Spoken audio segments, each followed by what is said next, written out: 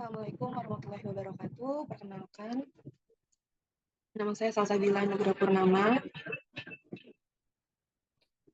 mahasiswa Fakultas Psikologi Universitas Muhammadiyah Profesor Dr. Hamka, dengan NIM 21080815154. Pada kesempatan kali ini saya akan menjelaskan mengenai penelitian yang telah saya lakukan, yaitu analisis hubungan antara emotional intelligence dan positive functioning at work pada karyawan Gen Z di Jabodetabek. Nah, berikut daftar isinya yaitu adalah latar belakang, tujuan penelitian, tinjauan pustaka, hipotesis penelitian, metode penelitian, hasil penelitian, diskusi dan kesimpulan, serta implikasi dan saran. Kemudian ada latar belakang, yaitu perkembangan dunia kerja saat ini ditandai oleh kehadiran generasi muda, khususnya generasi Z, di lingkup profesional. Nah, Gen Z ini individu yang lahir antara tahun 1997 hingga 2012. Nah, Gen Z ini tuh membawa karakteristik khas ke dalam dunia kerja, seperti keterampilan teknologi, keinginan akan makna dalam pekerjaan, serta kebutuhan yang tinggi akan keseimbangan antara kehidupan kerja dengan kehidupan pribadi.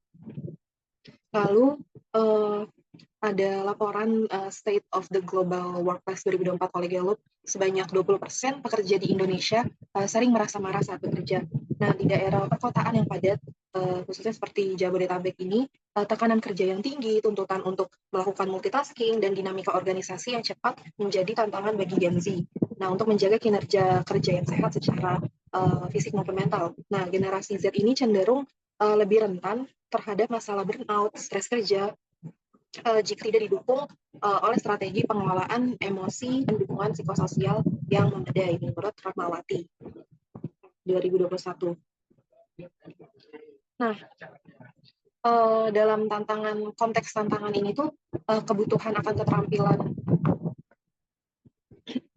memiliki kebutuhan akan keterampilan non teknis atau soft skill yang semakin mendesak, termasuk kecerdasan emosional atau emotional intelligence. Ini yang dianggap dapat membantu individu dalam menghadapi tuntutan pekerjaan. Nah,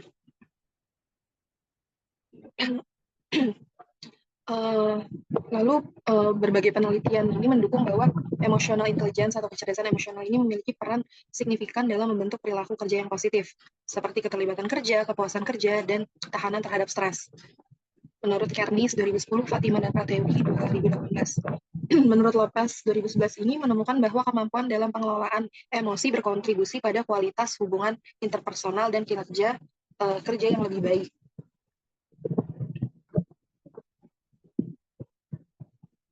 Lalu untuk selanjutnya masih sedikit penelitian yang secara khusus membahas hubungan antara kecerdasan emosional dan positive functioning atau keberfungsian positif di tempat kerja pada karyawan Gen Z, khususnya di wilayah Jabodetabek.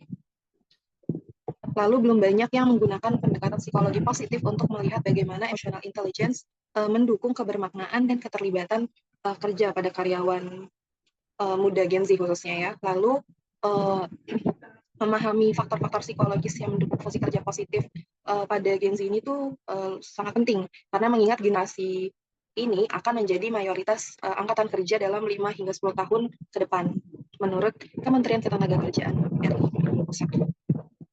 Berikutnya, tujuan penelitian. Nah, tujuan umumnya itu untuk mengetahui apakah terdapat hubungan yang signifikan antara emotional intelligence dengan positive functioning at work pada karyawan Gen Z di Jabodetabek.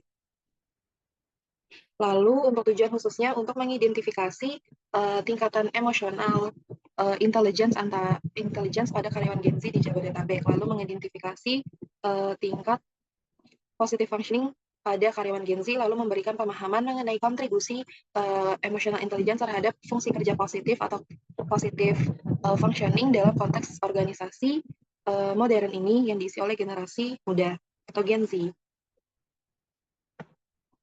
Lalu selanjutnya tinjauan pustaka. Yang pertama itu kecerdasan emosional atau emotional intelligence.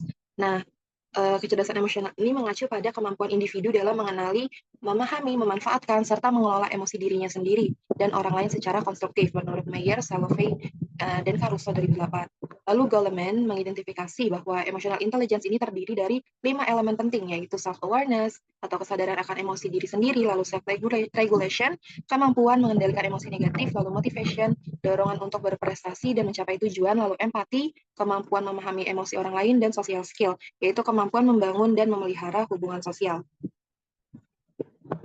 Nah, emotional intelligence ini berperan strategis dalam membantu individu untuk menyesuaikan diri dengan tantangan kerja, membina komunikasi yang efektif, dan menjaga kestabilan emosional dalam lingkungan profesional.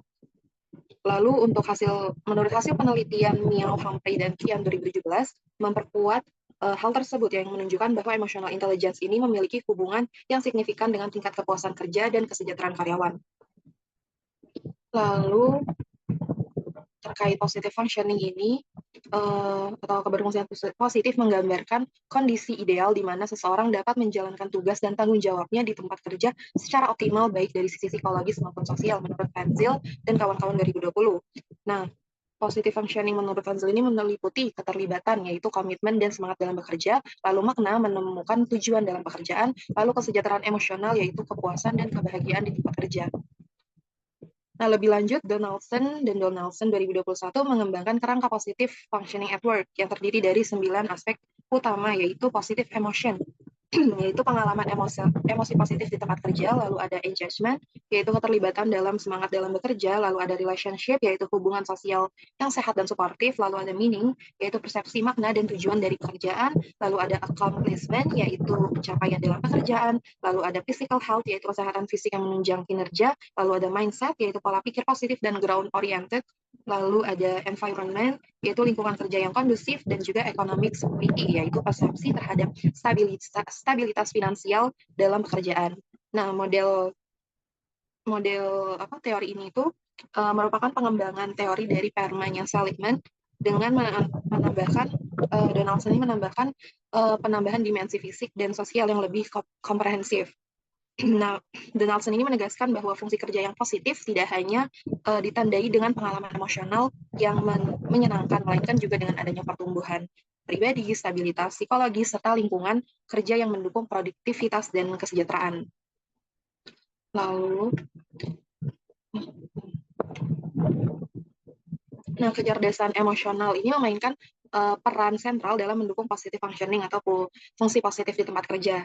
Nah, individu dengan emosional intelligence yang tinggi ini memiliki kemampuan untuk mengelola emosi negatif, berempati terhadap rekan kerja, serta menciptakan lingkungan kerja yang positif. Menurut Lapes 2011 menemukan bahwa regulasi emosi yang baik berdampak pada kualitas hubungan interpersonal yang lebih tinggi, yaitu yang pada gilirannya meningkatkan keterlibatan dan kepuasan kerja. Nah, keterkaitan antara emotional intelligence dan positive functioning at work ini terlihat jelas dalam aspek-aspek seperti self-awareness, yaitu berkontribusi terhadap refleksi diri dan pencarian makna dalam pekerjaan. Lalu self-regulation, yaitu membantu menjaga stabilitas emosi saat menghadapi tekanan kerja. Lalu motivation, yaitu mendukung pencapaian kerja dan keterlibatan. Lalu empati dan social skill, yaitu membangun hubungan sosial yang kuat dan lingkungan kerja yang suportif. Nah, Donaldson sendiri ini juga menyatakan bahwa fungsi kerja positif dapat diprediksi oleh kapasitas psikologi seseorang, termasuk emotional intelligence yang menjadi dasar dari mindset, relasi interpersonal, serta adaptasi emosional dalam berbagai kondisi kerja.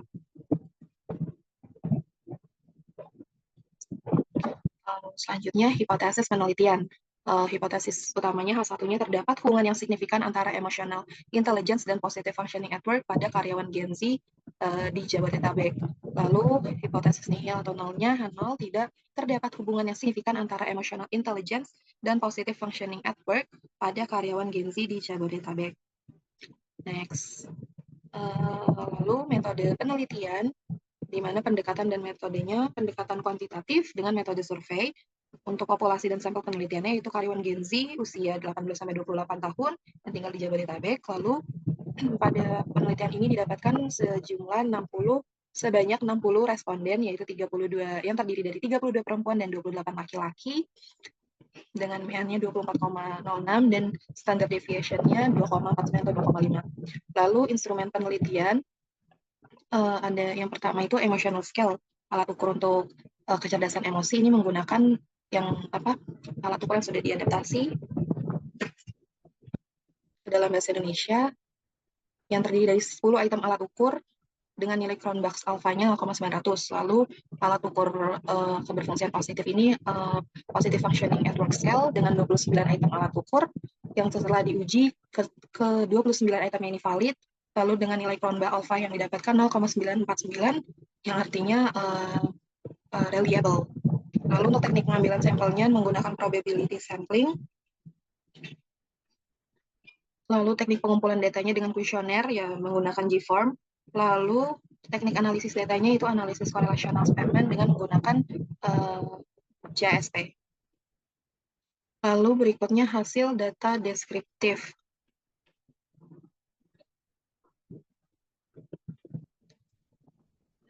Berdasarkan hasil data deskriptif ini, usia rata-ratanya meannya respondennya ini 24,067 dengan standar deviasi sebesar 2,49 atau 2,5. Nah, artinya itu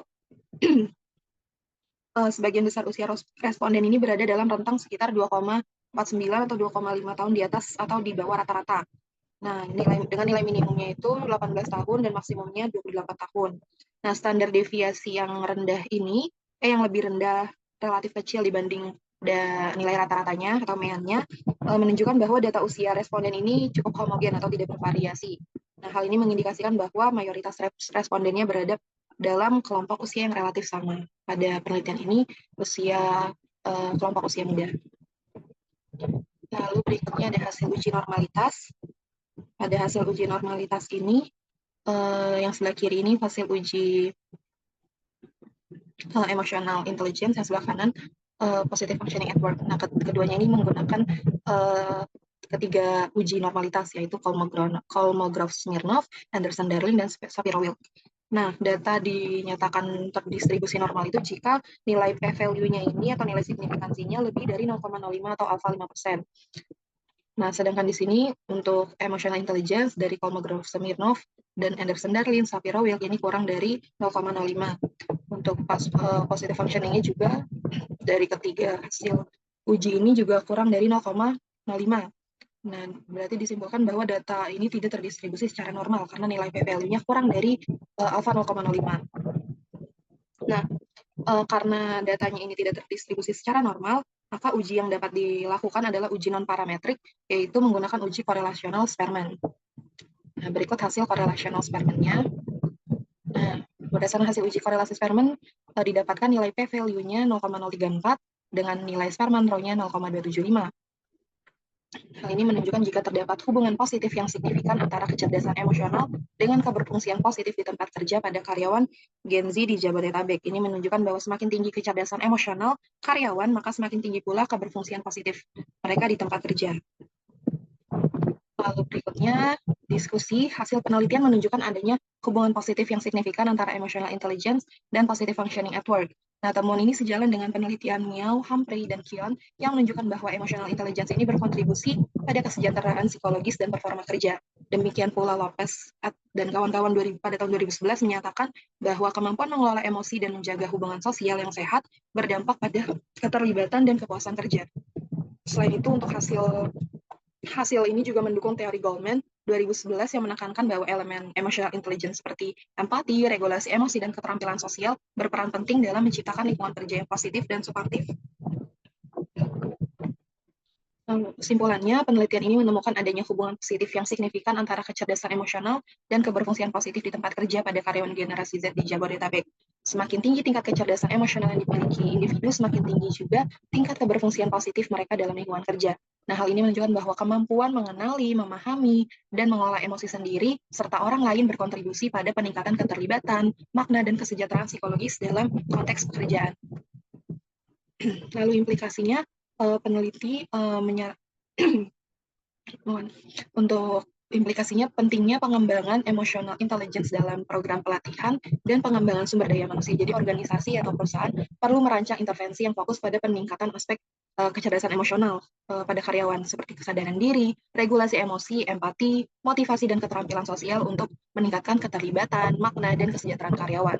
Kemudian temuan dari penelitian ini juga memperkaya literatur literatur mengenai peran emotional intelligence dalam mendukung keberfungsian positif atau positive functioning di tempat at work, khususnya dalam konteks Gen Z, serta memperkuat pemahaman bahwa kecerdasan emosional merupakan faktor kunci dalam membentuk perilaku kerja yang adaptif dan positif.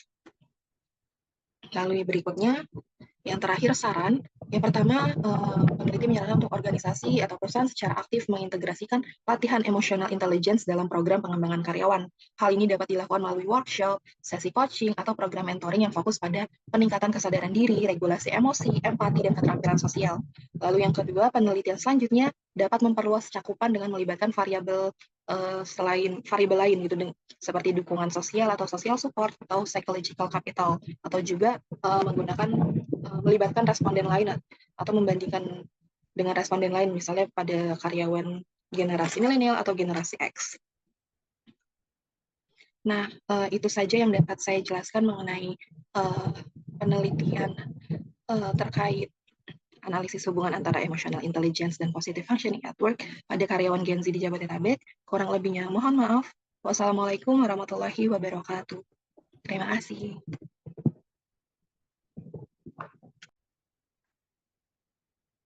Assalamualaikum warahmatullahi wabarakatuh. Perkenalkan, nama saya Salsabila Nugra Purnama,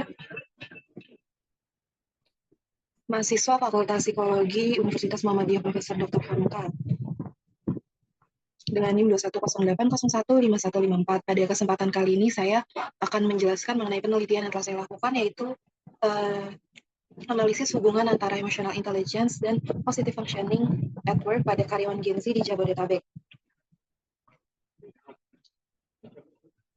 Nah, berikut daftar isinya, yaitu adalah latar belakang, tujuan penelitian, tinjauan pustaka, hipotesis penelitian, metode penelitian, hasil penelitian, diskusi dan kesimpulan, serta implikasi dan saran.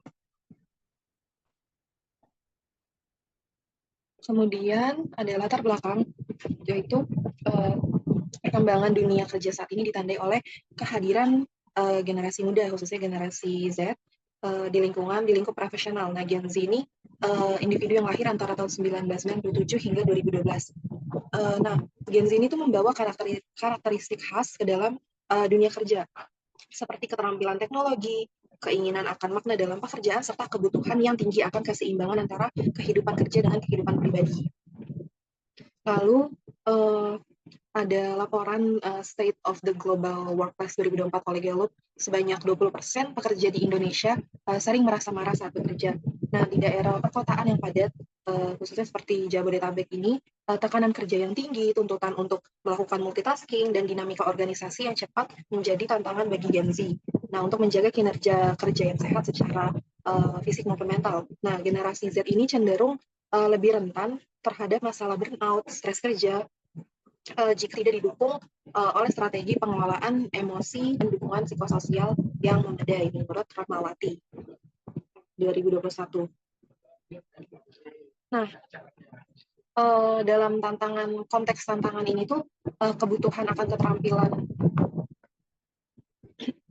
memiliki kebutuhan akan keterampilan non teknis atau soft skill yang semakin mendesak, termasuk kecerdasan emosional atau emotional intelligence. Ini yang dianggap dapat membantu individu dalam menghadapi tuntutan pekerjaan. Nah,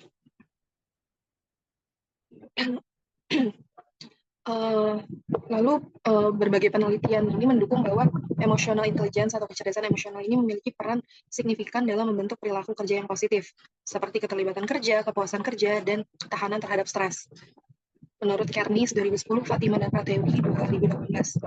Menurut Lopez 2011 ini menemukan bahwa kemampuan dalam pengelolaan emosi berkontribusi pada kualitas hubungan interpersonal dan kinerja kerja yang lebih baik.